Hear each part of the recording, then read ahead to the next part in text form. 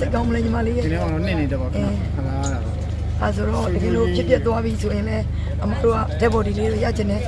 အဲ့လိုတွေပေါ့ကိုကြီးနဲ့ကိုကြီးပေးကြအောင်အတောင်းဆိုတော့ညီမလေးဒီတမတော်လေးကိုရှာပေးကြပါဦးရှင်ကျမတို့စဖုန်းလည်းမနေပါဘူး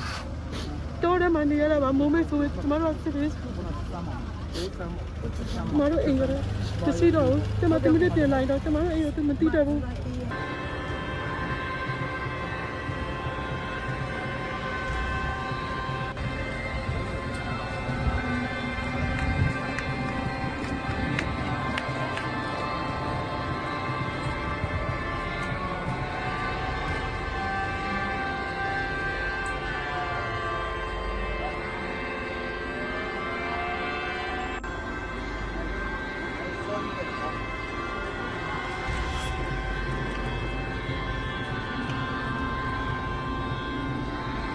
စိတ်လွာရှိရမှာဆက်တလွာပေါ့တမျိုးစိတ်လွာမှာဆိုအော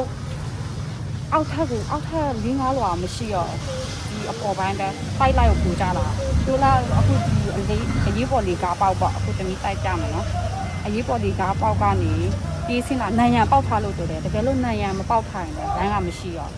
တိုက်ပြိုတွေပေါ်မှာဒီခုံစင်းမတယောက်ပြီးတယောက်စင်းနေရဲ့အချိန်မှာဒီဘက်ဖြာဝင်ပိုင်းကို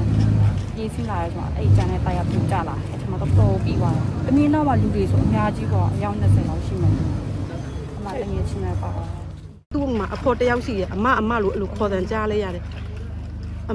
မရေးလဲငရင်လှုပ်တယ်လားမသိဘူးလေအမကြောက်တယ်လို့ဆိုပြောကျမဟိုကသမီးဘာဖြစ်တာတော့သမီးဘာဖြစ်တာတော့ကျမရဲ့သူပြောတယ်ကျမကြားရတယ်ကျမပြောတာသူမကြားရတော့အဲ့မှာကျမတို့ဘက်လေရောက်လာတာငချင်းက3မိနစ်2မိနစ်3မိနစ်လောက်တော့ကျမတို့နေတဲ့စီကိုရောက်လာအဲ့ဒီအချိန်မှာဖုန်းလိုင်းတွေကပြတ်ထွက်သွားပြီအဲ့လိုဘာမှမကြားတော့အဲ့မဲ့ကျမတော့